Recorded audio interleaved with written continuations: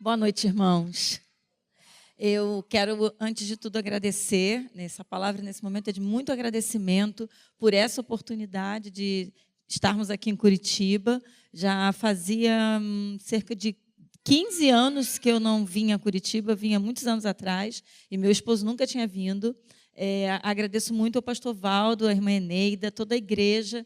Para nós foi uma oportunidade muito, muito boa. Somos muito gratos, porque dissemos sim ao que o Senhor preparou e estivemos aqui nesses dias. E, finalmente, eu queria dar parabéns aos irmãos. Vou dizer de coração, poucas vezes eu vi um público tão atento. Poucas vezes. Acho que talvez só na Europa, em Portugal, em algumas igrejas, eu via as pessoas tão concentradas como os irmãos.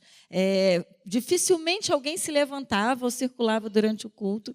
E eu disse aqui que todo o discurso ele é influenciado pelo público e por quem está falando, ele fala direcionado a quem está ouvindo. E os irmãos contribuíram demais, porque a atenção, o envolvimento, o interesse, o desejo de ouvir o que Deus queria falar, não só o que nós queremos falar, mas essa vontade de aprender mais de Deus, isso vai, com certeza, continuar transformando essa igreja cada dia num movimento melhor. Tenho certeza disso. O Senhor vai continuar abençoando os irmãos, porque isso está nos irmãos e isso faz toda a diferença. Que Deus continue abençoando vocês. Amém.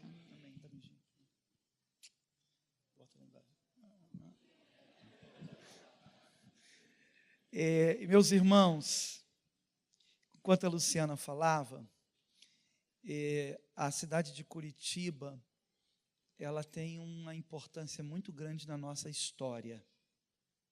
A Luciana sabe do que eu estou falando.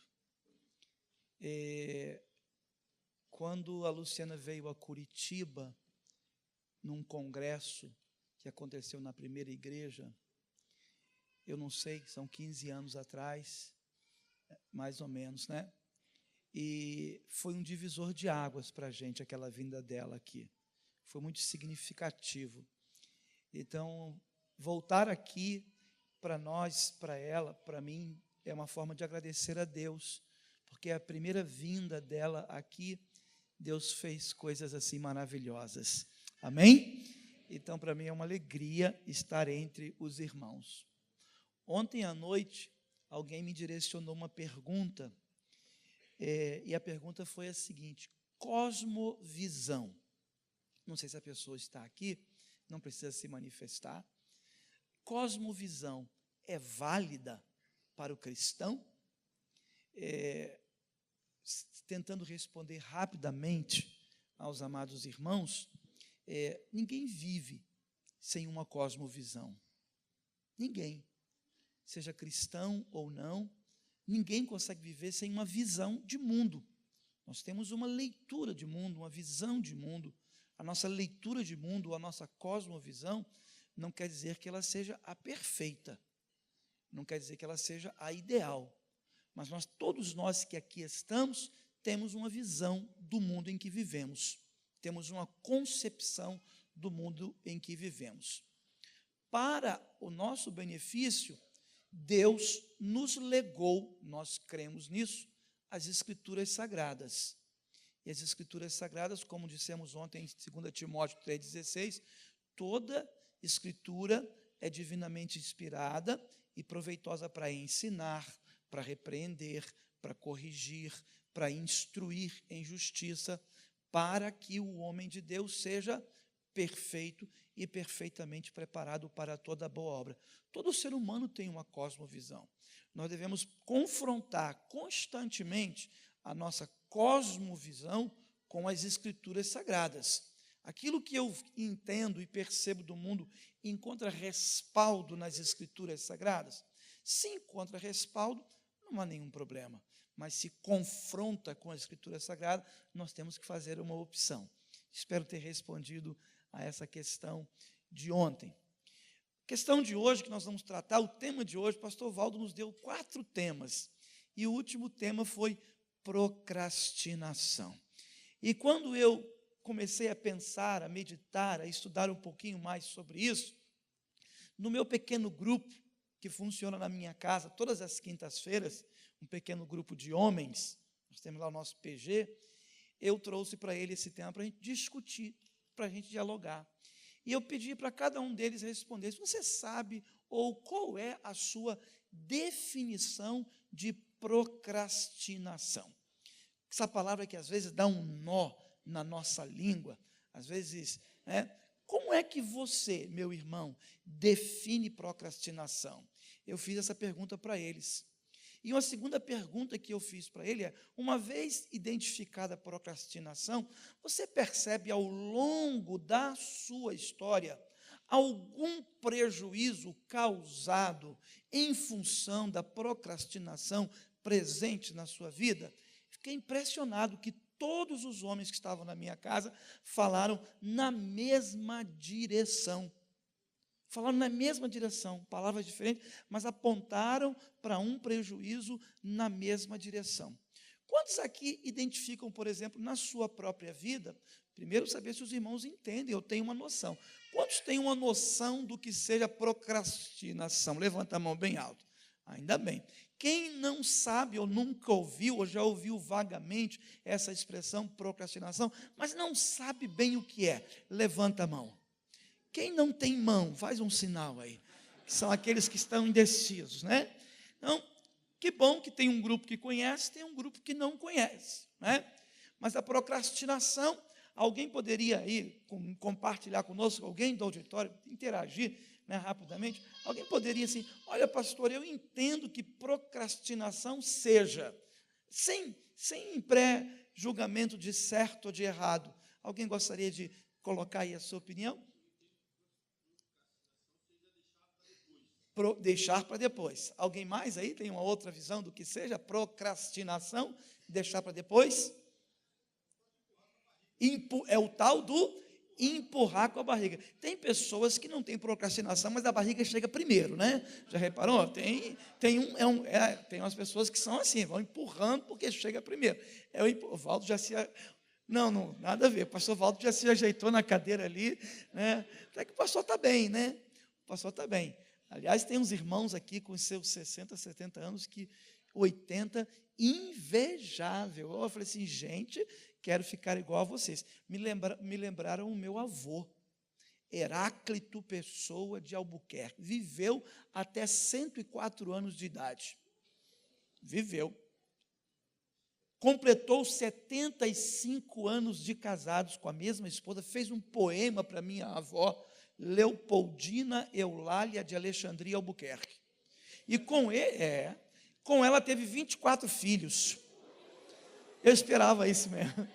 24. No final da vida, ela estava na cama, deitada. Isso é verdade. No final, meu avô era ministro de Eucaristia da igreja. No final da vida, ela deitada também, 24 filhos, né? Quando o penúltimo estava saindo do quartel, estava nascendo outro lá, né? Ele alisando a cabeça da vovó, e eu falei assim, vô, que coisa maravilhosa. Qual é o segredo para isso? Ele virou para mim, naquela altura da sua sabedoria, e disse, meu filho, comeu a carne, agora rói o osso. Ele falou isso mesmo. Ele falou isso mesmo, com 104 anos de idade. Ele era um branco alto, magro. E quando eu vi aqui alguns irmãos assim, alto, branco, eu falei, gente, que saudade do meu avô. Mas vamos voltar para a procrastinação. Meu avô não procrastinou com esse negócio de filho, né? Não perdeu tempo, né? Então, falando sobre procrastinação, você identifica, é isso mesmo, né? É o deixar para depois, é o empurrar com a barriga, é o amanhã eu faço, não é? É aquele trabalho acadêmico que fica gritando, a sua formatura é no dia 30, né, de novembro, e você teria que ter entregue o chamado TCC, né? O pessoal da faculdade sabe o que é isso. Teria que ter entregue o seu TCC no máximo em setembro, outubro, você está terminando o primeiro capítulo. Você vai empurrando e vai protelando. E isso gera prejuízos. Você consegue detectar na sua vida algum prejuízo decorrente da procrastinação? Algum irmão, não precisa dizer qual é o prejuízo, mas os irmãos aqui identificam prejuízos na sua vida por causa da procrastinação? Levanta a mão aí bem alto. Pode aceitar Jesus abaixo, Deus te abençoe. A maioria aí, um bom número de irmãos. Quando eu perguntei aos homens lá da minha célula, ou do meu pequeno grupo, tem um gaúcho, irmão Osmir, meu primeiro vice-presidente, ele falou: pastor, prejuízos acadêmicos. Ele já é de meia idade, está caminhando para a aposentadoria, mas ele falou: pastor, prejuízos acadêmicos. A minha formação acadêmica seria hoje outra se eu não tivesse procrastinado. A minha formação, o meu currículo, e os homens que ali estavam falaram na mesma direção: formação acadêmica. Talvez você esteja aqui nessa situação. Formação acadêmica poderia hoje ter uma qualificação, uma especialização, mas você foi procrastinando. Muitas pessoas, quando pensam na procrastinação, fazem uma associação com a saúde. A pessoa chega no final do ano, depois de passar pela rabanada, pelo leitão, pelas comidas do Natal e do Ano Novo, em janeiro ela compra um tênis novo, um calção novo, uma camiseta nova, tudo novo, uma disposição nova. Caminha uma primeira semana, na segunda caminha menos, na terceira menos ainda, e aquilo que ela se propôs, ela começa a procrastinar e não faz mais. Aí há prejuízos na saúde. Paga academia, tem gente que paga um personal, um coaching. Quanto é o pacote? R$5.000, paga adiantado, só vai a 2 ou 3 sessões de coaching. Perde tempo. Eu identifico na minha vida, meus amados irmãos, negócios. Existem pessoas que perderam de terem uma vida patrimonial diferenciada porque procrastinaram com relação a negócios. Mas a procrastinação, ela afeta todas as áreas da nossa vida, como nós vamos ver já já. Vamos ler o texto bíblico? Vamos lá. Tudo quanto te vier a mão para fazer, faze-o conforme as tuas forças, porque no Sheol, para onde tu vais, não há obras, nem projeto, nem conhecimento, nem sabedoria alguma. Esse texto foi citado pela Luciana, numa das palavras dela. Tudo quanto te vier a mão para fazer, faze-o conforme as tuas forças, porque para o Sheol, Sheol no hebraico é a habitação dos mortos. Habitação dos mortos. Então, enquanto nós estamos na habitação dos vivos, enquanto nós estamos vivos, nós não podemos procrastinar. Nós devemos lutar para sermos mais efetivos, devemos lutar para sermos mais proativos, porque, meus amados irmãos, este fato de nós estarmos vivos é uma bênção e uma oportunidade de Deus, amém? Quantos creem que Deus tem os nossos dias contados no seu livro, no seu registro? Quantos creem nisso? Levantem as mãos. Quantos creem que Deus sabe exatamente a hora em que você vai deixar essa vida? Levante a mão. Eu costumo dizer que Deus é extremamente econômico. Econômico não do ponto de vista material ou financeiro. Econômico do ponto de vista de que Deus não faz as coisas aleatoriamente. Deus não faz as coisas a esmo. Deus não faz as coisas por acaso. Se Deus não faz as coisas por acaso, Ele sabe o dia em que eu vou partir. Se Ele permite que eu aqui esteja, então Ele tem propósitos para mim. Eu não posso viver essa vida que é permissão de Deus. Cada minuto, cada instante em que eu estou aqui é permissão de Deus. Eu preciso descobrir qual é o segredo, qual é o propósito, quais são os planos de Deus. Eu não posso procrastinar, sobretudo nas coisas que dizem respeito àquilo que Deus quer para a minha vida. E Deus quer para a minha vida que eu seja uma bênção. Quantos creem nisso, digam amém. Deus quer que eu e você sejamos uma bênção. De vez em quando eu vou trocar isso aqui. A Luciana ontem falou para mim que eu me atrapalhei entre o microfone e o passador de slide. Ela tem razão, irmão, isso é uma questão de gênero. É uma questão de gênero. Outro dia eu estava, na época de faculdade, eu estava no engarrafamento, aquele para e siga, tinha uma mulher do meu lado dirigindo, fazendo a unha e lendo o livro. Eu estava estudando sobre funções executivas. Falei, vou tirar uma foto. Aí peguei o carro com a mão na outra, quase bati na mureta. Ou seja, é uma questão de gênero. A mulher consegue microfone, mão, olhar para os irmãos, e quando se acabar o culto, ela vai falar para mim assim, amor, lembra daquela que estava na ala direita? Que brinco bonito daquela irmã. O homem não. Quando eu faço casamento e ela não pode ir, a primeira coisa que ela me pergunta, como é que estava a noiva? Eu, de branco. Isso é questão de gênero. Então, amor, isso é uma questão de gênero. Está com isso aqui assim. Não é fácil, não, pastor. É uma questão de gênero. Então, não me atrapalho, tá? Vocês não se incomodem, a gente vai bem. Amém, irmãos? Questão de gênero, tá bom? Muito bem. A procrastinação é um aspecto comum do comportamento.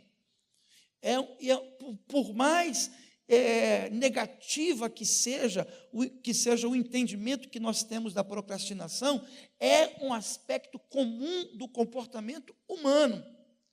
Ou seja, com isso já vou antecipando algo que lá na frente eu vou dizer. Ela tem um viés comportamental. E comportamento, irmãos, é bom que se diga, comportamento é algo que se aprende. E comportamento é algo que se modifica. Por isso que eu falo, sexo é determinado biologicamente, mas sexualidade é comportamento. Sexualidade é aprendida e é modificada. Ela é aprendida, sexo determinado. A procrastinação tem um aspecto comportamental, dependendo do nosso modelo, da nossa matriz familiar, dependendo de como seja o nosso ambiente familiar, nós tenderemos a sermos mais organizados, mais proativos, ou nós tenderemos a sermos mais procrastinadores. Nós aprendemos, lembra da chave de ontem? Filho, fecha a porta, porque o papai vai sair para trabalhar. Eu aprendi esse comportamento. Estou tentando mudar. Não é fácil, não. Depois de uma certa idade, mudar comportamento não é fácil. Mas é possível, porque se alguém está em Cristo, nova criatura, está sendo. As coisas velhas já passaram, eis que tudo se faz. Amém? Isso é bênção para a gente. Então, a procrastinação é isso. E muitas vezes, erradamente, a gente dá um conceito moral para procrastinação. A gente confunde a procrastinação com preguiça. Ô preguiçoso, não faz o que deveria. E com isso, irmãos, procrastinação não é inatividade. Não é. Muitas vezes nós procrastinamos uma coisa em detrimento de outras. Nós procrastinamos não quer dizer que nós estamos inativos. Nós estamos ativos, mas nós escolhemos, fizemos a opção, fizemos a escolha de fazer A em detrimento de B. Mas tem uma razão para isso que a gente vai mostrar daqui a pouco. Há uma razão. Uma outra questão, meus amados irmãos, é que muito bem. Se a mídia... Vamos lá. Opa! Diferentes definições. Vamos ler as diferentes definições, entre aspas, que os irmãos já falaram. Deixar para depois, vamos junto comigo? Adiar, atrasar, deixar para a última hora, o que torna ainda mais invisível os fatores subjacentes a esse fenômeno e que perpetua esse modo de se comportar. Existem fatores subjacentes, existem fatores neurológicos, cerebrais. E quando eu comecei a entender isso, que haviam fatores neurológicos cerebrais subjacentes, né, porque todo comportamento humano, ele tem uma conexão que a neurociência vai apontar no sistema nervoso do indivíduo. todo o nosso comportamento, o comportamento motor, que é o andar, que é o caminhar. Eu lembro que, alguns anos atrás, eu recebi um jovem na minha igreja, e o jovem ele havia sido levado a um psiquiatra, havia sido levado a um padre, por fim levaram na minha igreja. E a família desconfiava que o jovem estava endemoniado, porque ele sentava na cadeira, os olhos começavam a rodar um pouco, ficava com os olhos piscando, a boca tremendo, e ele levantava e tinha espasmos musculares, as mãos começavam a mexer. E eu, como um bom pastor, fiz algumas perguntas, falei, não tem nada de espiritual aí. Aí eu virei para aquela irmã e falei para ela assim, você já foi a algum médico que solicitou uma tomografia computadorizada do cérebro do seu irmão? Ela, nunca. Falei, então sai daqui, vai no neurologista e peça isso. Na mesma hora ela saiu, procurou o neurologista. No dia seguinte, na tomografia, ela liga para mim, pastor Paulo, graças a Deus pela sua vida, porque meu irmão está sendo internado. Ele está com um tumor no córtex motor do cérebro, aqui no topo do cérebro, é uma região do cérebro, no córtex motor, e esse tumor interfere no comportamento motor, nos movimentos dele.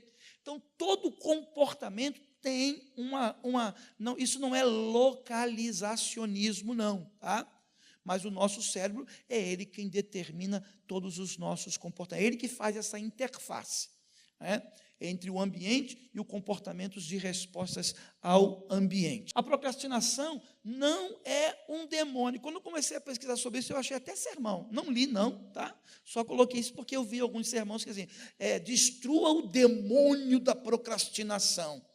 Às vezes a gente espiritualiza a coisa quando não é uma questão somente espiritual. Embora nós sabemos que o inimigo de nossas almas, ele anda em derredor, buscando a quem possa tragar. Nós sabemos que Jesus Cristo veio para que nós tenhamos vida, e vida em abundância, mas ele não quer isso para a gente.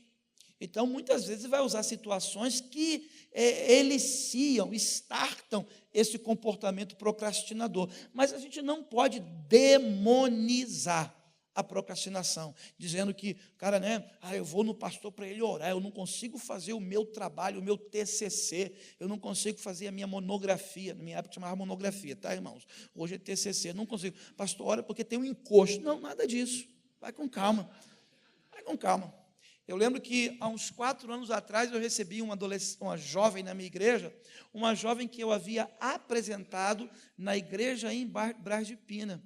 Saí de Braz de Pina, fui para Rio Bonito, depois voltei para Duque de Caxias, onde eu estou hoje, e agora chegam os pais dessa jovem, e eles queriam que eu a acompanhasse por 2 motivos. E um dos motivos é porque aquela jovem havia sido diagnosticada com TDAH. Ela havia sido diagnosticada, e ela começava uma coisa, acabava outra, começava uma coisa, e eles achavam que ela era espiritual. Isso é espiritual, pastor, tem alguma coisa aí. Não, isso não é. Isso tem a ver com funções executivas, ou, mais especificamente, disfunção executiva, não vou falar sobre isso agora, mas vou dar uma passada rápida. Então, a gente tem que desmistificar esse negócio da procrastinação. Não é um demônio, assim como não é uma falha de caráter. A preguiça pode ser uma falha de caráter. Aí já é uma outra. Preguiça não é procrastinação. Procrastinação não é preguiça. Uma preguiça pode ser uma falha. Pode ser alguma coisa que precisa ser trabalhada. Mas procrastinação não é falha. Aí é para cima. A procrastinação está relacionada se ela não não tem uma conotação demoníaca, se ela não tem uma conotação de caráter, se ela é comportamental, o que mais ou menos, então, para que direção nós devemos seguir para entender melhor esse fenômeno? A procrastinação está relacionada com uma sobreposição entre sistemas. O primeiro sistema é o sistema executivo, aonde estão as nossas chamadas funções executivas. Já vou passar um vídeo rápido para você entender o que é função executiva. Função executiva não tem nada a ver com um camarada de terno e gravata numa escrivania, no escritório. Não quer dizer nada com isso. Função executiva é habilidade. é a habilidade de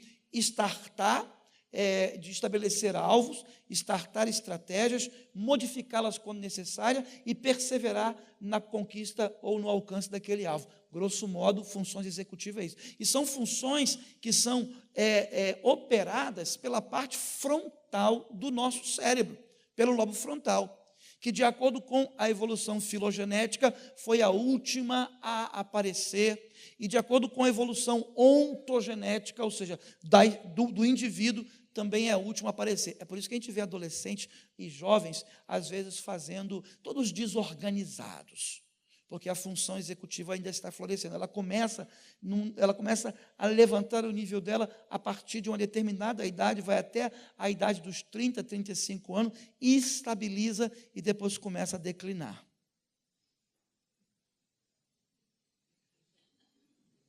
Começa. Mas tem algo muito importante aqui para o cérebro humano, que a ciência hoje tem dito que é formidável: a atividade física. Sobretudo a atividade física de esforço. No passado, eu achava que os neurônios não nasciam. Na década de 50, foram descobertos no cérebro chamados nichos neurogênicos, ou seja, lugares onde nascem novos neurônios. E hoje já se sabe que a atividade física de esforço, ela produz o florescimento dos nichos neurogênicos, ou seja, neurônio, gênico, nascimento de novos neurônios. Por isso que a atividade física, ela vai dar uma estancada nesse declínio. Ela não vai impedir, mas ela vai segurar e vai sustentar por mais tempo. Aí, quando você vê um senhor de 85 anos, 87, elegante, caminhando pela igreja, né, com a mente sã, com o corpo são, a atividade física. Amém, irmãos? Então, a partir de amanhã, todo mundo vamos malhar. Vamos malhar? Quem vai fazer? Quem vai deixar de procrastinar com a malhação aqui? Não vou mais procrastinar. Vou pegar o tênis, vou pegar o uniforme, vou malhar. Diga amém. Faça isso, tá bom? Então vamos lá. É uma sobreposição de sistema, tá bom? Primeiro, um dos autores que vai falar sobre essa sobreposição de sistema é esse camarada aí, o Kahneman.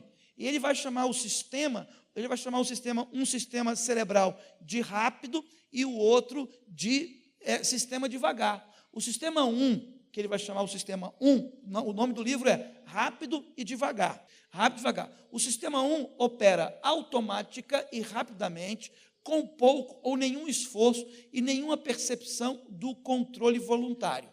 O sistema 2 aloca atenção às atividades mentais laboriosas que o requisitam, incluindo cálculos complexos. As operações do sistema 2 são muitas vezes associadas com a experiência subjetiva da atividade 2, escolha e concentração. Rapidamente, só para citar o livro, só para citar o autor e encorajar você a ler esse livro. Além desse livro, esse outro livro daqui é de um neurocientista da UFMG, que é o Ramon Consenja. Ele é um argentino que vive no Brasil. De vez em quando eu troco figurinhas com ele por e-mail. Excelente para falar sobre neurociência com a educação. Quem é educador aqui quiser. Esse livro dele é de uma linguagem simples, apropriada, e ele vai dizer por quê, né? Por que não somos racionais? Como o cérebro faz escolhas e toma decisões. É um livro de uma linguagem muito fácil, um livro muito fino, vale a pena você ler. Mas esses autores e muitos outros autores estão pesquisando e dizendo o seguinte: não, a procrastinação é uma sobreposição de sistema. Esse é um dos livros, e esse autor ali de baixo, o Timothy, ele é um dos principais pesquisadores no mundo sobre esse tema, né? E ele e a sua equipe já revelaram com estudos que a procrastinação é uma questão de falha na autorregulação e especificamente regulação dos estados emocionais. E não simplesmente um problema de gerenciamento do tempo, como frequentemente foi presumido. A gente achava isso, que procrastinação tem a ver com gerência do tempo. Ela interfere na gerência do tempo, mas ela não é necessariamente um problema de gerência do tempo. É uma sobreposição de sistema. Para a gente entender, lembra desse nosso da tarefa de ontem? Quem lembra dela? Vamos falar, só botei essa linha aí, vamos falar juntos? Volta para cá. Nós vamos, quem não veio ontem, levanta a mão aqui. Quem não veio? Então nós vamos fazer uma tarefa. Aquela lâmina ali, você vai apenas falar as cores em que as palavras estão escritas, o mais rápido que você puder. Fale comigo, todo mundo, vamos juntos. Está percebendo a dificuldade de falar as cores? Está percebendo? Por que está percebendo? Porque costumes, olha só, comportamentos cristalizados, eles são jogados para o nosso sistema reticular ascendente, que fica ali no tronco encefálico. Eles agem no automático. Já reparou que quando você está dirigindo, num lugar que você costuma habitualmente dirigir, você vai para o trabalho todos os dias, quando você chega no seu trabalho, você sequer se deu conta de como chegou ali. Quem já teve essa experiência? Sequer se deu conta. Por quê? Esse comportamento de dirigir naquele ambiente, naquele horário, naquelas circunstâncias, aquilo é um comportamento que já está cristalizado, você faz no automático. Hoje, pela manhã, nós descíamos do elevador, eu apertei o SS, e a minha esposa me deu uma bronca, né? Não é o SS, é o L. Aí eu falei, mas por que eu apertei o SS? Porque no prédio onde nós moramos, a nossa garagem fica no subsolo, e quando eu entro no elevador do nosso apartamento, a primeira coisa que eu faço é apertar o SS, automático. Um exemplo claro de um comportamento que já está cristalizado. Você tem um comportamento de leitura e não de escrever a cor em que a letra está escrita. Por isso que o seu lobo frontal fica tentando flexibilizar e há aquela briga, aquela sobreposição de sistemas. Vamos assistir um vídeo para ver na prática o que é isso aí. Isso é um vídeo de um experimento da década de 60. Esse experimento foi feito na década de 60 por um pesquisador, um psicólogo, que ele queria pesquisar as funções executivas nas crianças. E ele acompanhou as crianças que demonstraram no experimento um bom desempenho executivo. Acompanhou durante 20 anos. Chegou no final de 20 anos, eles perceberam o seguinte, que aquelas crianças que tinham bom desempenho nas funções executivas eram bem-sucedidas acadêmicas, interpessoal e profissionalmente. As crianças que tinham uma função executiva empobrecida não eram tão bem-sucedidas nisso. Ali é o experimento. Vamos ver.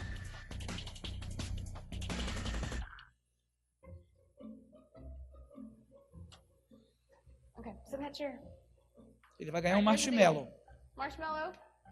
A tarefa é, se ele não comer o marshmallow até ela voltar, a criança ganha o segundo marshmallow. Aí ela vai...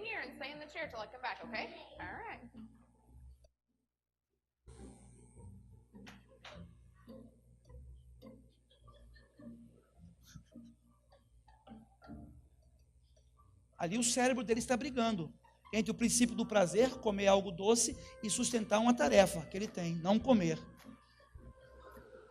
É uma briga cerebral. Assim é você. Não, eu vou emagrecer, mas tem aquele pernil lá te esperando. Olha as perninhas da ansiedade.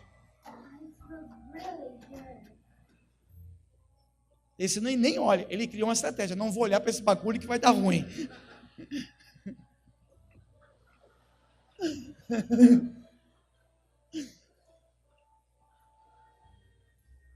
Cheira, meu filho, mas não come não.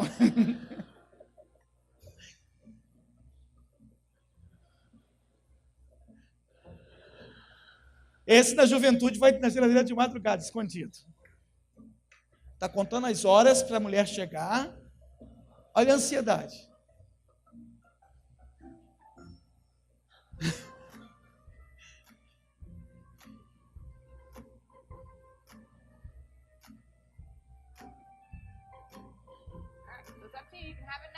Olha, ela pode comer, a criança pode comer, mas ela tem que adiar a gratificação para ganhar 2 lá na frente.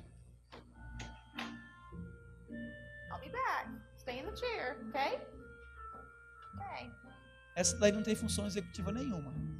Tadinha. Ainda não nasceu nem o F.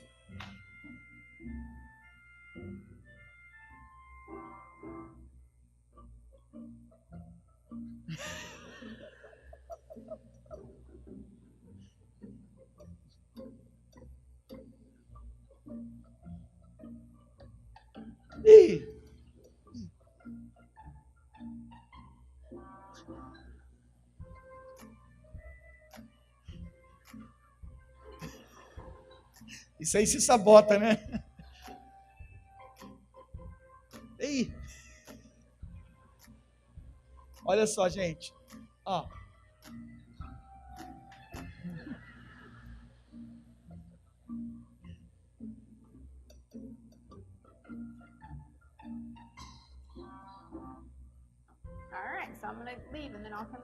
Gente, as crianças podem comer, mas a ideia é, se você não comer até eu voltar, você vai ganhar 2. Essa aí não quer nem saber de ganhar 2, quer agora. Olha só. How'd you do? Did you do good? You did? You wanted to eat it, didn't you? Yeah. So did I tell you to give me another one? Okay, I even have both. Ganhou os 2. You need them. Ele perseverou.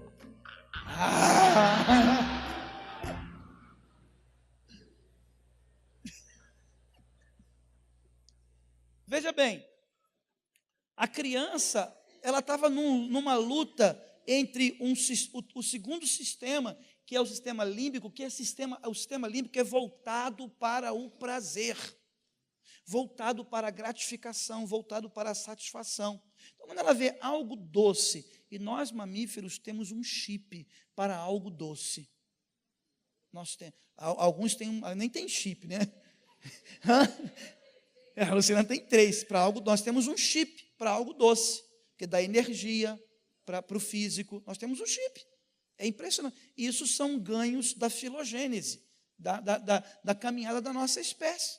Então, uma criança diante de algo doce, aí ela agora recebe uma tarefa. Fique nessa tarefa até o fim. Se você não comer, eu vou te dar 2. Ou seja, ela tem que adiar a gratificação de comer algo agora, adiar uma gratificação momentânea em função de uma gratificação maior depois.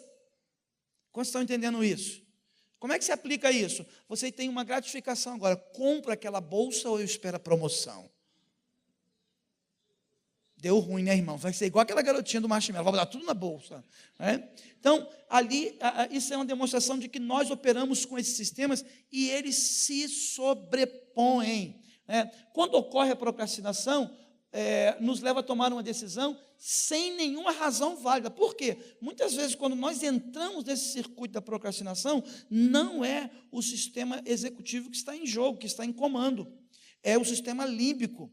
E, às vezes, o SARA, atencional reticular ascendente. Às vezes, são esses dois que estão nos levando a esse comportamento, e aí não tem mais nenhuma razão. Quando você tem uma tarefa para executar, aí você fala assim, você se promete. Né? Esse é um problema do usuário de droga. Quando ele está em abstinência, passa por um processo, ele racionalmente se engana e diz assim, eu posso ter o controle, posso ir lá dar só um traguinho, ou posso ir lá dar só uma cheirada. Só o fato dele passar pelo ambiente dispara o sistema límbico, a memória emocional volta e ele escorrega e a queda é grande. Por isso, quando a gente trabalha com dependência química, a gente sempre tem que advertir que a recaída é uma possibilidade real. É uma possibilidade real. E quando o cara recai, às vezes a gente entra numa questão moral, é um sem vergonha. Não, há uma luta. Há uma luta ali dentro daquele indivíduo. E não existe razão, não existe lógica, porque não é o sistema executivo que está no comando, não é o cérebro racional, é o emocional que está agindo ali. Tá bom? Todos nós, seres humanos, procrastinamos. Todos nós, em um nível ou em outro nível. Né? Um texto bíblico diz para a gente, vamos ler juntos?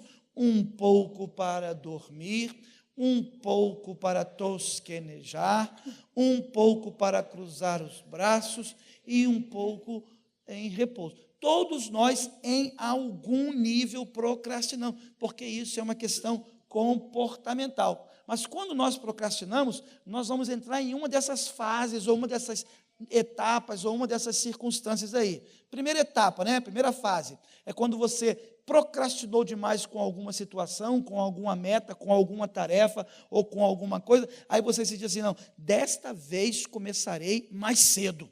É a fase esperançosa.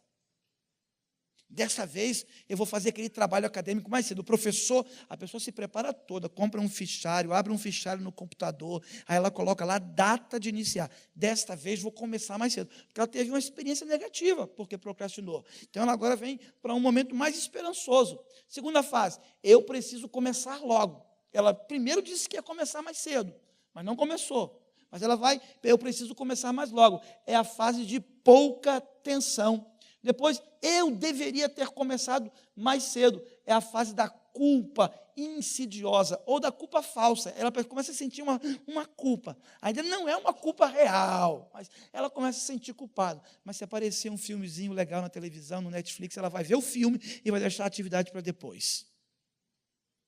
E se for uma série, lascou, gente, que esse negócio de série não é de Deus. Procrastinação, ela não é demônio, mas a série não é de Deus não, meus irmãos. Não é de Deus.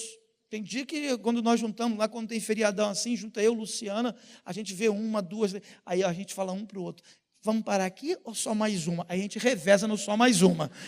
Aí ela, só mais uma. Aí quando acaba eu pergunto, ela pergunta, vamos parar aqui ou só mais uma? Aí é minha vez de falar só mais uma. E quando eu vejo, viu a série toda, varou a noite. E aí tinha que preparar o sermão, hein, pastores? Tinha que preparar o sermão. Tinha que preparar a ordem de culto. Tinha que fazer o relatório da empresa. Tinha que entregar o documento em tal lugar. Tinha que preparar alguma coisa, e nós vamos nessa. Aí começa a surgir a culpa, né? Quarta fase, ainda há tempo para fazer isso. É a fase da falsa segurança. Não, ainda dá tempo. Ainda dá tempo, né? Como um autor que nós lemos hoje pela manhã, o cachorro Doberman negro está vindo na sua direção. E você está dizendo, ainda dá tempo para fazer. Quinta, o que há de errado comigo? É a fase do início do desespero. Caramba, por que eu não comecei isso antes? Por que eu não fiz isso? O que está errado? E, gente, e aí quando você começa nessa fase, começa a reverberar nos relacionamentos. Começa. Vocês não sabem o que é estar casado com uma mulher que está fazendo doutorado, irmãos. E que tem que entregar o trabalho doutoral em outubro. Vocês não sabem, irmãos, eu sei. Orem por mim. Vocês sabem o que é TPM? Eu sei, mas vocês não sabem o que é TPM no final de um doutorado. É de chorar e ranger os dentes. Na semana, meus irmãos, só eu sei, né? Mas porque o cão está vindo na direção dela, faltam poucos meses para ela entregar a tese final de doutorado dela. Faltam poucos meses.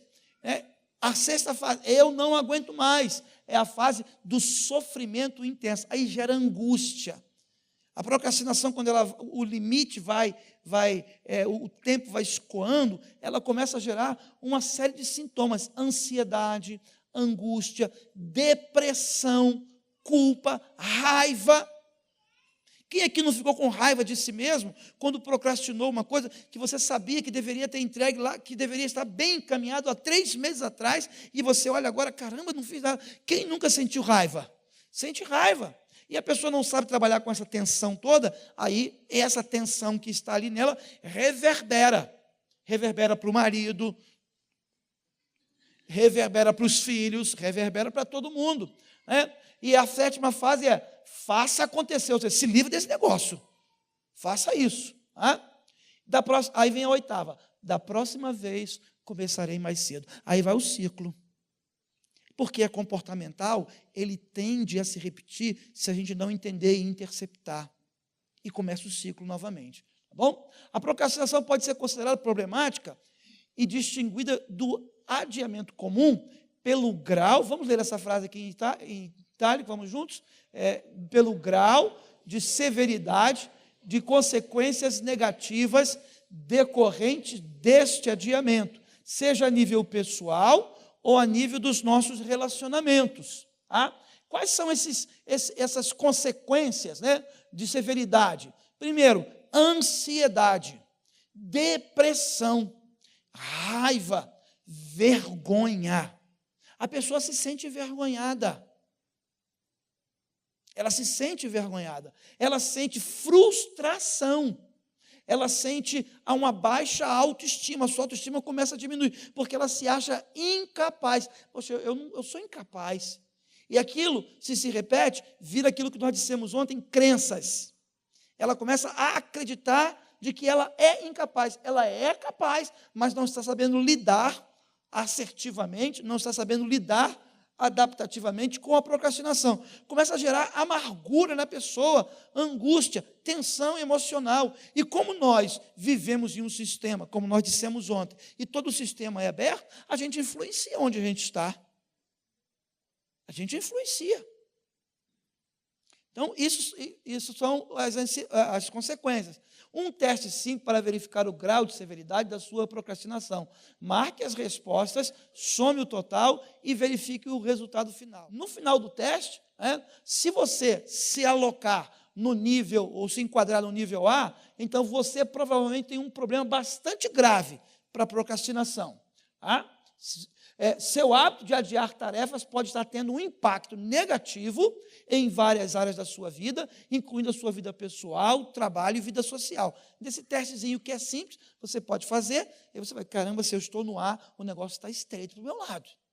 Mas se você se enquadra no nível B, o seu teste vai dizer isso, se você pertence ao nível B, então você provavelmente não tem um problema terrível, tem um problema, mas não tem um problema terrível ou terrivelmente sério com a procrastinação. Claro, você pode até perceber com dificuldade em certas coisas e pode, assim, fortalecer o seu potencial de ação. Potencial de ação é uma linguagem da neurociência, É uma linguagem que se usa no estudo das conexões sinápticas. Startar. Potencial de ação é startar o sistema nervoso central, é dar início. E quem faz isso na gente é a parte de cima do cérebro, são as chamadas funções executivas. É você iniciar, manter-se motivado, estabelecer estratégias, trocar de estratégias se forem necessário, que aí demanda flexibilidade até atingir a meta ou alvo desejado. E, basicamente, isso é que nós chamamos de funções executivas. Tá? Então, vamos lá, isso aí. O nível C, você não tem um perfil de quem procrastina. Você tem uma ótima habilidade de organizar seu tempo. Você coloca energia em projetos pessoais e atua na direção de tirar itens de sua lista de afazeres. Pelo que eu falei, quantos aqui se enquadrariam no A? O negócio está sério para o meu lado. Levanta a mão, para a gente começar uma oração.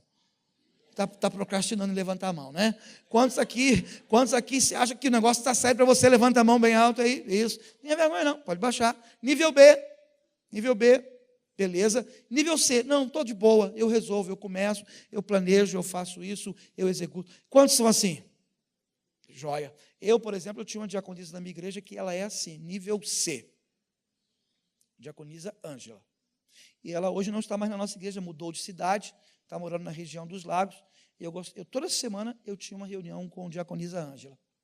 Tentei por demais contratar a diaconisa Ângela para trabalhar conosco, nem que fosse um dia na semana, porque ela era do nível C e ela tinha um perfil de atuação preferencial que eu vou mostrar para vocês aqui. Tá?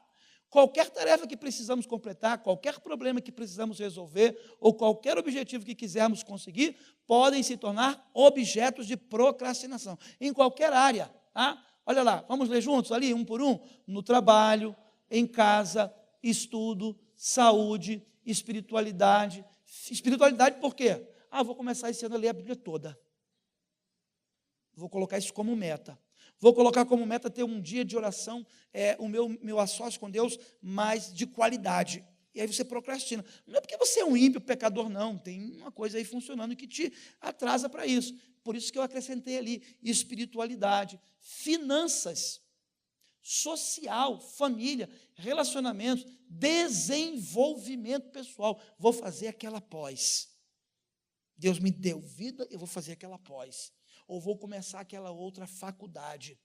Tomadas de decisões. Todas essas áreas são afetadas e poderíamos aumentar essa lista. Então, nós precisamos reconhecer essas áreas onde a procrastinação aparece E essa é uma das primeiras etapas do trabalho para a superação. Se você procrastina muito mais no trabalho, sabe por quê, irmãos? Porque procrastinação é o seguinte, é trocar uma tarefa menos prazerosa por uma outra mais prazerosa. Ninguém aqui vai procrastinar quando é algo prazeroso. Vamos à churrascaria. Agora.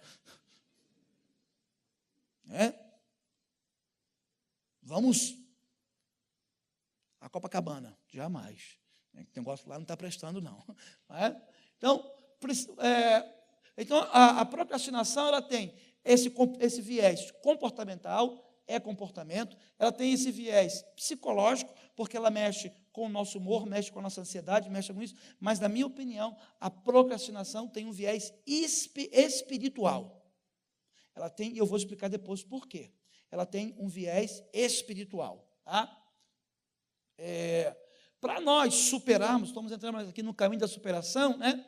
Para nós superarmos, nós precisamos conhecer o modo de atuação preferencial. Cada um de nós aqui, por causa da nossa história, por causa da formação dos nossos esquemas cerebrais, nós temos um modo de atuação preferencial. Nós preferencialmente atuaremos na vida e em tudo naquele modo. Vamos ler junto o texto de Eclesiastes 8:6, todos juntos? Porque para todo propósito há tempo e modo. Muitos de nós não sabemos qual é o nosso modo preferencial. Por exemplo, existem pessoas que o modo preferencial é o modo do arquétipo águia. Existem pessoas cujo modo preferencial é o arquétipo lobo. Tem pessoas que o arquétipo do modo preferencial é golfinho. E existem pessoas que o arquétipo dela é mais tubarão. Quantos já viram esse assunto em algum lugar, em algum momento? Levantem as mãos. Ah, que legal, algumas pessoas.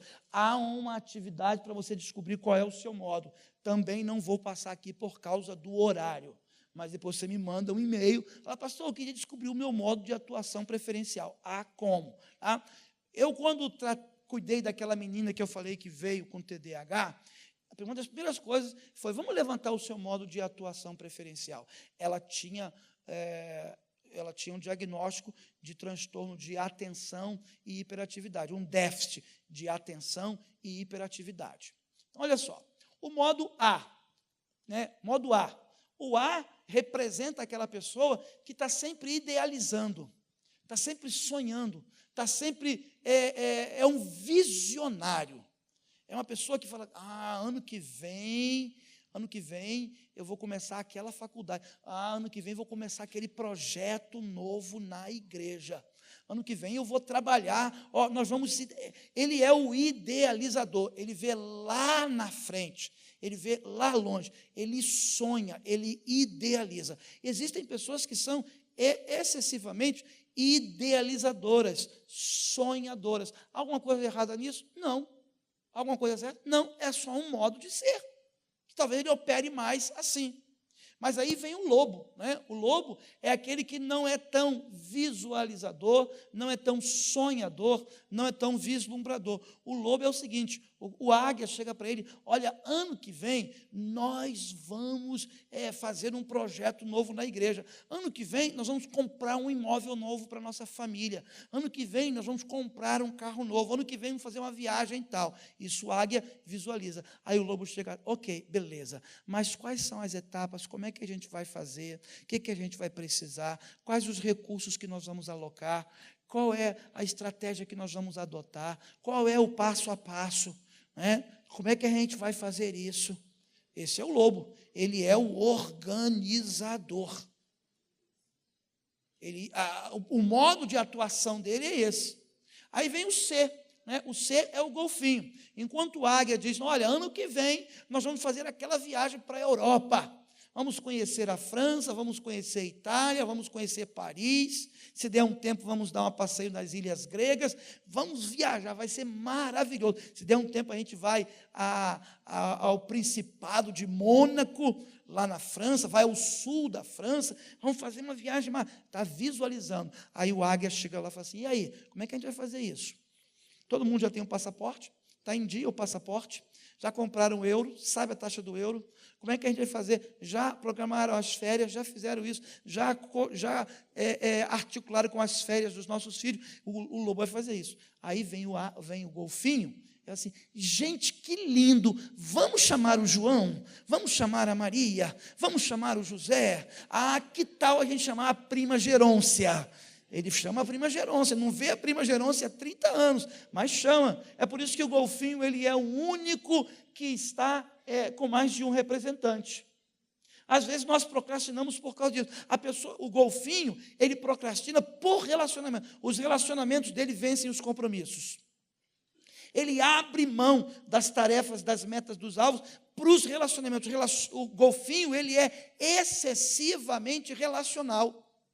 O águia não. O águia procrastina porque está sempre idealizando. Gente, eu acho que para esse TCC falta... eu lembro de um livro que eu vi, não sei aonde, não sei quando, não sei qual é o autor, nem o título, mas eu lembro do livro. Falta esse livro para minha monografia. Eu vou atrás desse livro. Aí ele abriu na internet e o TCC dele é sobre procrastinação. Olha, ele abre a internet, olha, simpósio sobre procrastinação no Morro do Alemão. Ele para a procrastinação, eu tenho que ir naquele simpósio, lá deve ter tanta coisa legal. Já estou vendo as pessoas falando. Ele faz a inscrição, vai lá para o Morro do Alemão, tiro, compra um colete à prova de balas, capacete, aumenta o seguro de vida. Vai lá, porque está vendo aquilo lá. E não faz o que tem que fazer, porque está idealizando. O lobo não. Falta esse livro, falta fichar isso, falta fazer aquilo. Estão entendendo? E o tubarão? O tubarão faz. Quando eu tenho uma meta, aí toca uma música. Tan, tan, tan, tan, tan, tan, tan, tan, tan, tan, tan. Aí vem o tubarão. O tubarão faz. O tubarão faz. Irmãos, impressionante. Eu acompanhava essa menina, eu fiz a avaliação dela. Qual o perfil que você acha que deu para uma pessoa que tem transtorno de atenção e hiperatividade? Hiperatividade. Águia. Alguns coaches que usam isso, eles vão dizer o seguinte: o seu perfil é esse. Eu digo diferente. Eu falo o seguinte: olha só, nós temos os 4 arquétipos. Agora nós operamos de um modo.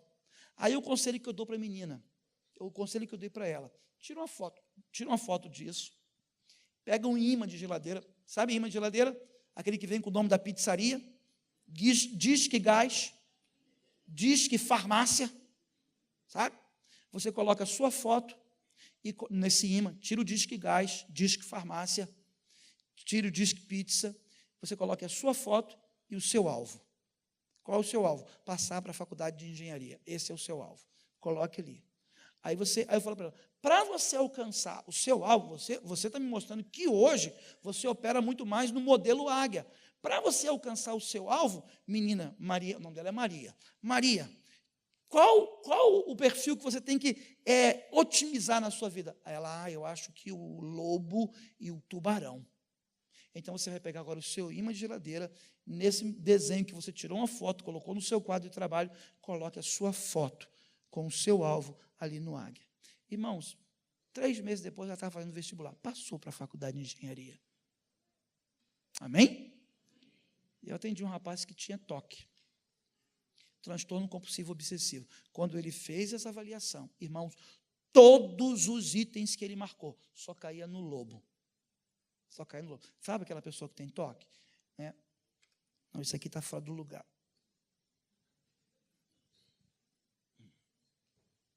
Esse copo tinha que...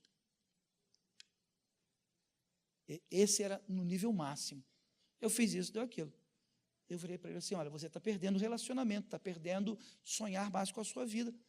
Coloque sua foto em outro lugar. Você depois pode tirar essa foto e fazer o mesmo. Mas o nosso perfil de atuação, ele interfere na nossa procrastinação. Se nós somos águia, nós vamos sonhar com muitas coisas, não, menos com a tarefa. Se nós somos lobo, nós vamos querer organizar para começar a tarefa. Organiza, mas nunca começa em nome da organização. Se nós somos golfinho, nós vamos sair, vamos ao cinema, vamos ao shopping, mas não vamos iniciar a tarefa. Se o marido, se você está lá fazendo o seu trabalho, você é relacional, sua mãe chamou, filha, você larga o computador, larga a tarefa e vai sorridente. Porque é aquilo que te move, é aquilo que te faz operar. Né? Temos que ser mais tubarão. É interessante, pastor e irmãos, que numa equipe de trabalho tem que ter os 4. Porque se todo mundo for tubarão, meu irmão, aí mata um ou outro. Se todo mundo for golfinho, é festa do trimestre, é festa da semana, é festa do aniversário. Ninguém faz nada. Se só lobo num trabalho, eles inventam o formulário. Não, nós temos que ter um formulário para... agora vamos criar o formulário azul. Não anda. Se é o águia, né? Gente, vamos pensar o que a gente pode fazer amanhã. Ninguém trabalha. Numa equipe de trabalho, numa equipe pastoral, numa equipe de igreja, eu transito entre, nem sei mais onde eu estou, né? Mas eu sei que a minha diaconisa, que não está mais na minha igreja, ela é isso aqui. Ela é isso aqui. E eu queria aquela diaconisa comigo. Porque se eu não sou esse, eu tenho que ter alguém do meu lado. Se a minha esposa é essa, eu tenho que ouvi-la mais.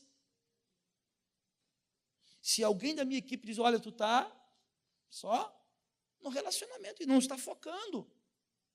Nós temos que entender, um dos passos para superar a procrastinação é aprender em qual desses modos nós operamos e qual nós devemos otimizar para poder executar as demandas e as tarefas da nossa vida. Quantos estão entendendo isso? Digam amém. Vamos caminhar rapidamente. Um outro caminho para a nossa superação é compreender que a vida, seus desafios, vamos ler essa frase? Compreender que a vida, seus desafios e oportunidades acontecem sob a permissão de Deus. Já falamos isso, já lemos esse versículo, mas tem um outro texto que eu queria que depois você consultasse, não coloquei ali porque ele é longo. Tiago 4, de 13 a 17. Irmãos, esse versículo é maravilhoso. Sobretudo no versículo 17, quando Tiago diz assim, olha, se você sabe que deve fazer o bem e não faz, o que Tiago diz? Comete pecado. Olha só a questão espiritual. Se você sabe que deve fazer o bem e não faz, comete pecado. Por isso que eu atribuo a procrastinação não só uma questão comportamental, não só uma questão psicológica, mas uma conotação espiritual. Então, devemos compreender que a vida, seus desafios, oportunidades, são bênçãos. Ali faltou um S, bênçãos de Deus. Tá? É aprender a remover distratores. Irmãos, nós temos que aprender a remover distratores. Quando eu comecei a preparar os estudos para essa série, vou dizer para os irmãos, eu não fui para a igreja. Eu desliguei o celular. Eu desliguei a internet e mandei uma mensagem para o meu administrador. Falei para ele, irmão Hernandes, eu estou na minha casa, trabalhando, preparando a mensagem do Congresso de Adolescentes, que preguei um dia antes de vir para cá, preparando a mensagem do Congresso de Adolescentes, revisando e preparando a mensagem aonde estarei falando, mas não estarei com o meu celular, o meu WhatsApp ligado, com o meu e-mail ligado, com o meu computador ligado. Eu estou na minha casa. É emergência? Liga que eu te atendo. Não é emergência? Nem me chame. A irmã, nessa mesma semana, uma irmã ligou para mim e disse, pastor, olhe pela minha filha, eu acho que ela está com sarampo. Na mesma hora eu mandei a mensagem, olha, eu estou respondendo agora, mas vou desligar a internet, vou desligar o WhatsApp, vou desligar isso e aquilo, e vou ficar em casa preparando as mensagens que eu tenho que pregar. Qualquer situação que a irmã precisar de mim, por favor, irmã Neuza, ligue para a minha casa que eu vou atender a senhora na hora. Mas se a senhora mandar o WhatsApp, eu não vou. Porque você está ali, aí começa, aquele negócio piscar, aquele negócio, aí começa a subir aquele negócio na internet, e isso é ladrão de tempo. Isso rouba o seu tempo. E nós temos que aprender a remover os distratores. Vamos ler o texto bíblico de Filipenses 3,13?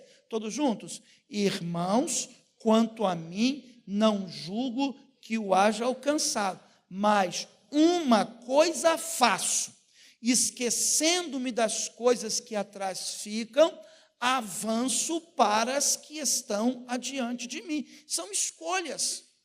Se eu deixo meu celular ligado, se eu deixo a minha casa bagunçada, se eu deixo a minha mesa desorganizada, eu tenho que eliminar todos os distratores para que eu possa executar aquilo que está sendo demandado de mim. Quantos estão entendendo isso? Digam amém.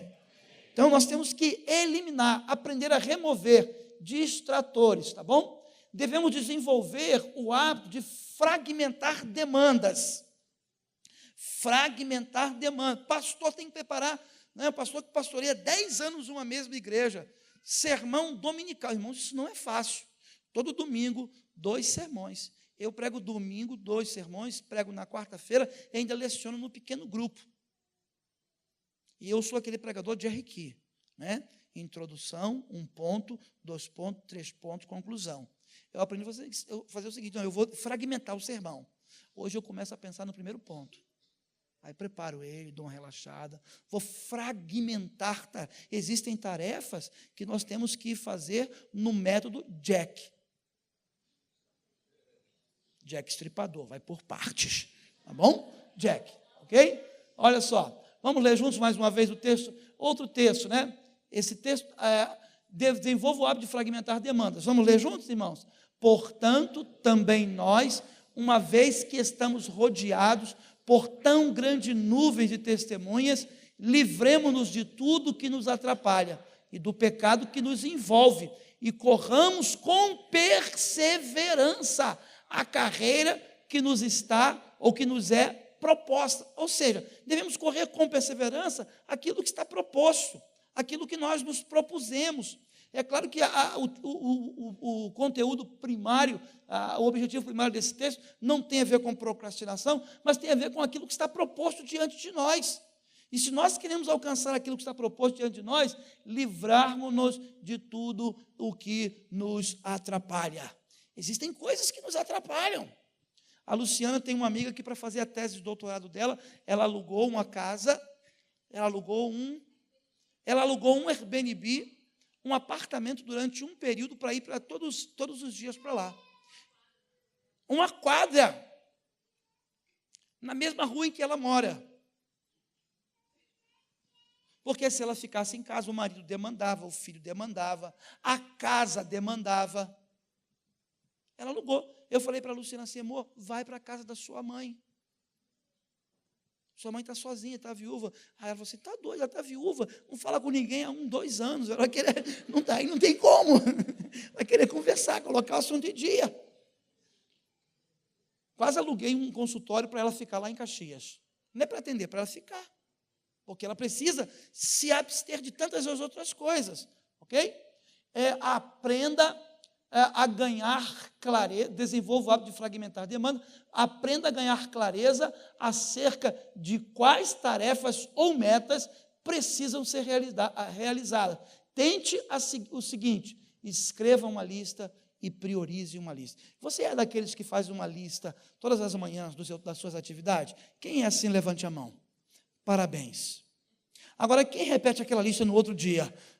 Confessa o seu pecado. Repete a lista. Eu aprendi isso com um grande amigo, o pastor Valmir Vieira. O pastor Valmir Vieira é um amigão meu lá no Rio de Janeiro. Ele falou, Paulo, sabe o que eu faço? Eu chego na igreja, eu faço uma lista de tudo que eu tenho que fazer.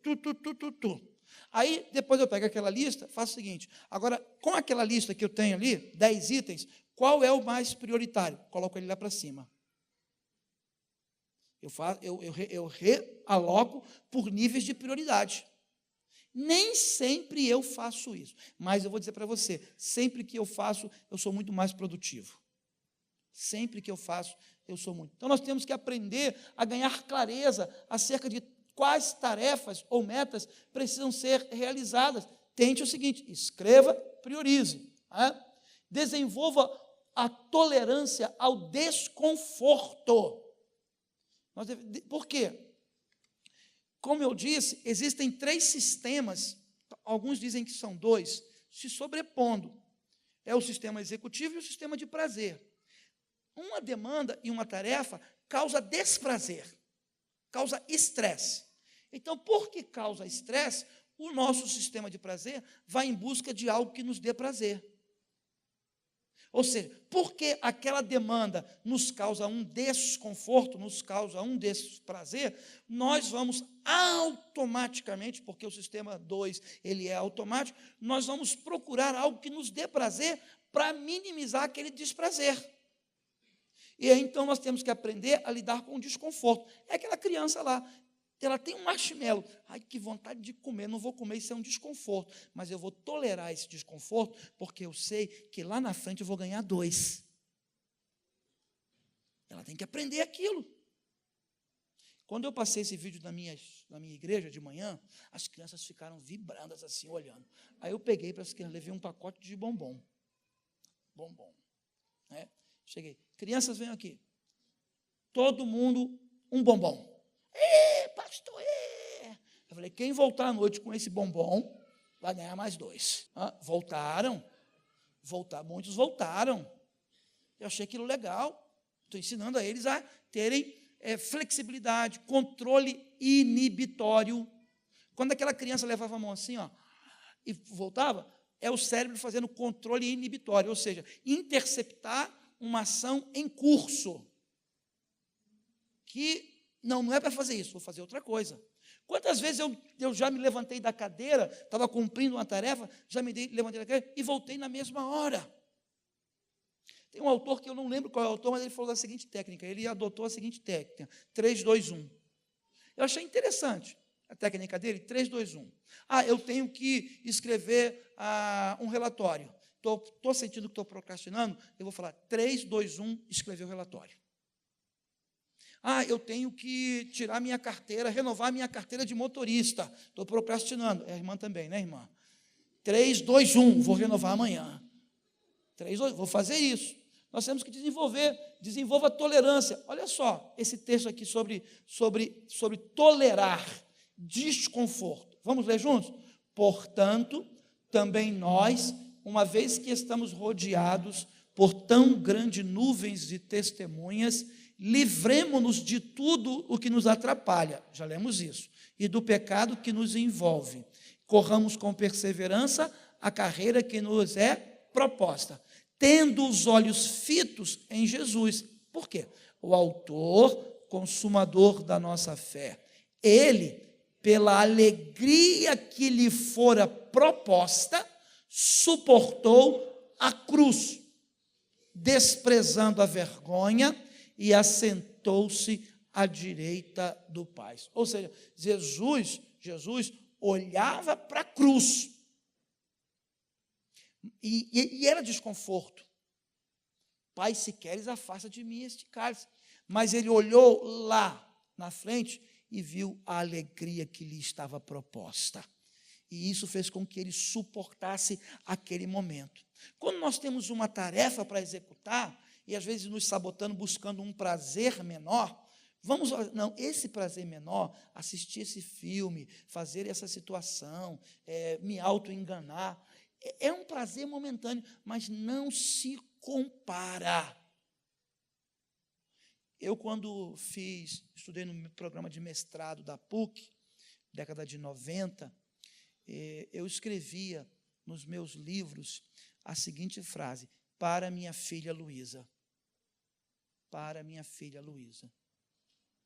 Era uma maneira de eu me manter suportando o desconforto de estar no mestrado longe, porque quem mora no Rio de Janeiro, década de 90, morava na Penha, tinha que sair da Penha para ir para a Gávea todos os dias, eu perdia manhã e tarde, eu ficava frustrado porque eu não estava conseguindo pastorear a igreja, porque eu tinha que ir para a PUC todos os dias. Mas para minha filha Luísa, eu colocava-se lá na frente, eu prospectava a alegria daquilo lá. Isso nos ajuda a suportar o desconforto de ter que executar uma coisa que não é tão legal agora. É necessária, demanda de nós esforço. Quantos estão entendendo isso? Digam amém. Devemos então, aprender a criar estratégia para tolerar o desconforto. Jesus suportou a cruz, desprezou a vergonha, a afronta. Por quê? Porque ele, pela alegria, o texto diz, olha, vamos ler juntos? Tendo os olhos fitos em Jesus, autor e consumador da nossa fé, ele, pela alegria que lhe fora proposta, suportou a cruz. Há uma alegria em executar uma tarefa. Então, suporte aquele desconforto, não procrastine, siga adiante. Amém? Uma outra questão que eu quero colocar: desenvolva tolerância ao desconforto, né? No coração da procrastinação está um sentimento ou uma antecipação de algum tipo de desconforto que possa surgir diante de uma tarefa desejada. O desconforto pode possivelmente ser um sentimento de raiva, de ressentimento, frustração, tédio, ansiedade, medo, vergonha, depressão, desespero, cansaço, ou até mesmo uma sensação de angústia no peito. Isso tudo causa desconforto. Mas olhe para lá. Quando eu cheguei na minha igreja onde eu estou atualmente, eu tinha vários pastores que não conseguiam fechar o curso de teologia porque não conseguiam fazer o TCC. Aí eu lembro que eu fiz com uma técnica chamada técnica imaginativa. Aí eu levei ele para a minha sala, coloquei uma parede. Coloca assim: qual é o tema da sua monografia? Aí ele, tal, coloca na parede. Aí eu falei assim: vamos lá, venha comigo, fecha os olhos e venha dando passos em direção à monografia. Venha dando passos. Aí ele parou aqui assim, eu falei: agora eu quero que você se imagine entregando a sua monografia, recebendo o diploma. Qual é o sentimento que você está sentindo nesse momento? É esse sentimento de alegria. Aí eu falei: quem está ao seu lado nesse momento que você está recebendo o diploma? Minha esposa e meus 2 filhos. Ele falava e a lágrima descia. Qual é a sensação pessoal que você está sentindo nesse momento ao entregar a monografia e receber o seu diploma? Sensação de realização, de dever cumprido, consciência limpa. Agora pegue todos esses sentimentos, tente plasmar. Agora vamos lá, vamos voltar um pouquinho. Dê um passo atrás. Antes de você entregar a sua monografia e receber o diploma, o que você precisou fazer? Eu precisei fazer isso. Dê mais um passo atrás. E fomos construindo, fomos segmentando aquela tarefa. Ele conseguiu. E depois daquilo ele encontrou forças, foi atrás da convalidação, hoje está na convalidação, hoje é aluno de pós-graduação em terapia de casal e família. Meu aluno da Luciana, membro da nossa igreja. Então nós temos que aprender a desenvolver isso. Uma outra coisa, irmãos, aí eu estou finalizando agora, tá? Porque tem uma conotação espiritual, tudo que nós fizermos, irmãos, nós temos que assumir o compromisso de fazer tudo para a glória de Deus. Tudo para a glória de Deus. Vamos ler o texto bíblico? Portanto, quer comais, quer bebais, ou façais qualquer outra coisa, fazei tudo para a glória de Deus. Se a gente faz algo, se alguma coisa nos é entregue, se alguma coisa nos é demandada, quando a procrastinação chega, tenha esse compromisso antecipado: eu vou fazer isso para a glória de Deus. As pessoas sabem que no meu trabalho eu sou crente, vou fazer isso para a glória de Deus. Os meus colegas da faculdade sabem que eu sou crente, vou fazer isso para a glória de Deus. Vou fazer isso. Se a gente assumir isso, a gente consegue vencer, a gente consegue ser mais proativo, mais resiliente. E que para isso o nosso Deus nos abençoe. Amém? Mas eu quero orar. Eu queria convidar você, pastor, queria convidar os irmãos a que nós hoje assumamos um compromisso, sabendo que a procrastinação é um comportamento, tem um viés comportamental, tem um viés psicológico e tem um viés espiritual. Vamos pedir a Deus que nos dê força para mudar qualquer comportamento procrastinador, para que a gente tenha mais qualidade de vida emocional, mas que também a gente possa, com isso, assumir um compromisso de viver para a glória de Deus. Tudo que nos foi entregue, viver para a glória de Deus.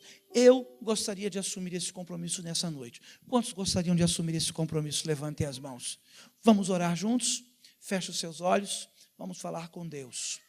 Querido Deus e nosso soberano Pai celestial, louvado e exaltado seja o teu santo e o teu sublime nome. Nós queremos te agradecer, ó Deus, por esta noite, por esses dias de reflexão na tua casa. E te pedimos em nome de teu amado Filho Jesus Cristo, que o Senhor possa criar em nós comportamentos proativos. E que aquilo que vier à nossa mão para fazermos, que possamos fazê-lo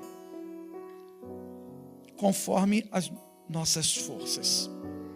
Mas que também possamos fazê-lo, porque para a sepultura, para onde nós vamos, não há obra, não há projetos. Possamos fazê-lo porque aquilo que nos é demandado, tarefas, desafios, são nos demandados sob a tua permissão e muitas vezes como bênçãos do Senhor para a nossa vida. Que possamos fazê-lo para que no final o nome do Senhor seja glorificado. Possamos testemunhar de que há um Deus vivo, verdadeiro, transformador nas nossas vidas e que nos torna capazes de realizarmos grandes feitos para a glória do Senhor. Se existe alguém aqui, por uma questão emocional ou comportamental, atarefado, sobrecarregado, ó Deus querido, que nesta noite essa pessoa possa vir a Jesus Cristo. Que nessa noite essa pessoa possa aprender do Senhor, que é humilde de coração, possa encontrar descanso, força no Senhor, força tal, a ponto de dizer como diz Paulo, posso todas as coisas naquele que me fortalece. Ó Deus querido, nós queremos vencer comportamentos que nos levam a procrastinar. Queremos ser, ó Deus, homens e mulheres proativos e que realizam tudo com excelência e para a glória do nome de Jesus. Opera assim na nossa vida, nesta igreja, na vida de cada um de nós. Assim nós oramos em nome de Jesus. Que o Senhor te abençoe e te guarde.